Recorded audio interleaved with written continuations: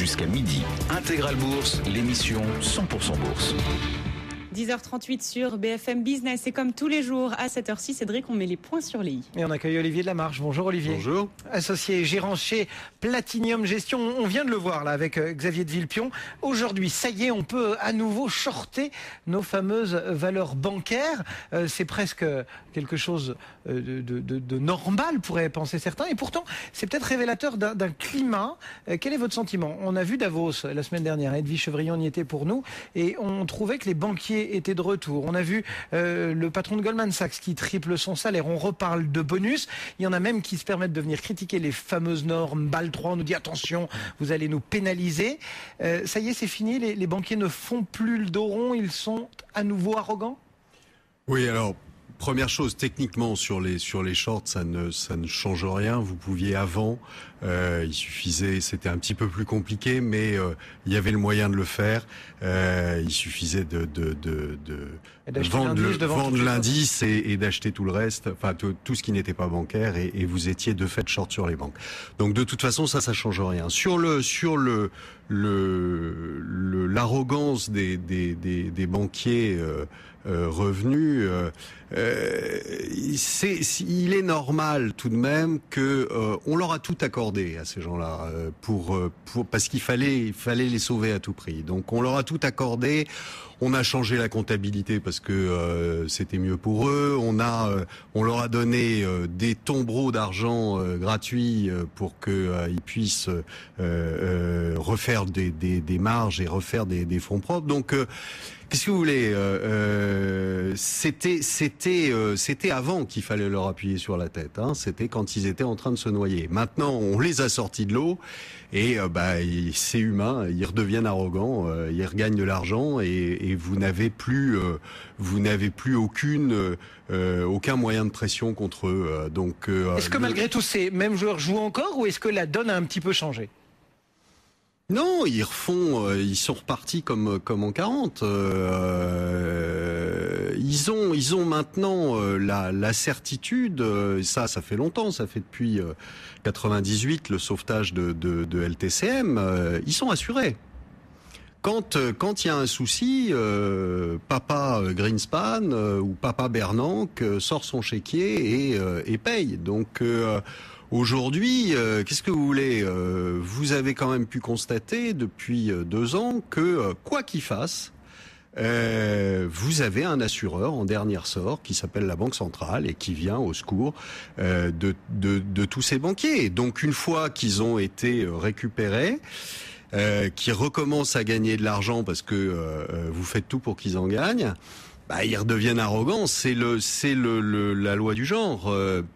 Si vous voulez négocier avec quelqu'un, il vaut mieux être du bon côté du manche. Là, on a perdu l'occasion de le faire.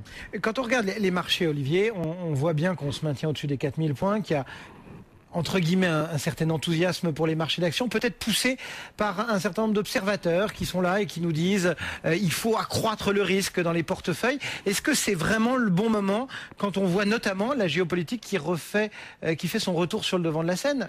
Il y a la Tunisie, il y a l'Égypte, mais il y en a d'autres. Je sais pas, qu'est-ce que vous en pensez ? Moi, objectivement, quand j'ouvre un journal, je trouve pas que la situation soit réjouissante. En géopolitique, il y a tout l'Afrique du Nord qui commence à partir à volo. Aujourd'hui, c'est le moment d'acheter de l'or, quoi. Pourtant, on voit pas franchement de tension. Il y a des tensions sur le pétrole, mais j'ai du mal à comprendre qu'on demande aux gens de reprendre du risque, de repondérer en risque, alors que la situation géopolitique ça va pas, que l'économie, on voit quand même que il y a de grosses difficultés. Il y a de grosses difficultés au niveau du chômage américain. Il y a de grosses difficultés au niveau de l'immobilier américain. Ça n'est absolument pas reparti. Donc, on peut quand même se poser des questions. Les taux européens sont encore très très proches des plus hauts historiques sur les pays en difficulté. On sait maintenant que la Grèce va être obligée de restructurer, ce qui faisait peur il y a quelques mois. Quand on parlait de restructuration de la dette, tout le monde était horrifié. Aujourd'hui arrive ce qui devait arriver. De toute façon, on commence à la restructurer. Ça n'est qu'un début. Et là, ça choque personne tout le monde trouve ça très bien. Va y avoir des pertes. Faut pas se faire d'illusions. Ça va pas se faire gentiment. Ça va se faire dans la douleur. Donc et à chaque fois, on a l'impression que le marché ignore tout ça. Il se passe rien, tout va bien. Il y a quelques résultats qui tombent, qui sont en effet bons. Faut pas le nier. Les marges sont excellentes. On sait comment elles ont été obtenues. Donc voilà, maintenant, si vous voulez, dans ce contexte-là, repondérer en actifs risqués, pourquoi pas. Ça demande du courage. Bon. Ouais. Ou un peu d'inconscience. Un peu d'inconscience, je pense, mais ça se réglera de toute façon à un moment ou à un autre. C'est-à-dire que les marchés aujourd'hui, ils sont sortis de la récession comme une récession normale. Si vous regardez les secteurs, vous avez pris ce que vous preniez dans les sorties de récession normale. Donc maintenant, c'est inutile de dire que les marchés sont pas chers parce que c'est faux. Évidemment, si vous les prenez en moyen pondéré, ils seront apparemment à un price earning abordable. Si vous les prenez en médian, ce qu'il faut faire, eh ben c'est pas le cas. Donc aujourd'hui, il n'y a plus rien à faire. Vous avez rien à gagner et en revanche, vous augmentez votre risque à une période où il me semble c'est pas forcément le moment. Merci beaucoup Olivier Delamarche, une fois de plus au cœur d'Intégral Bourse pour mettre les points sur les i.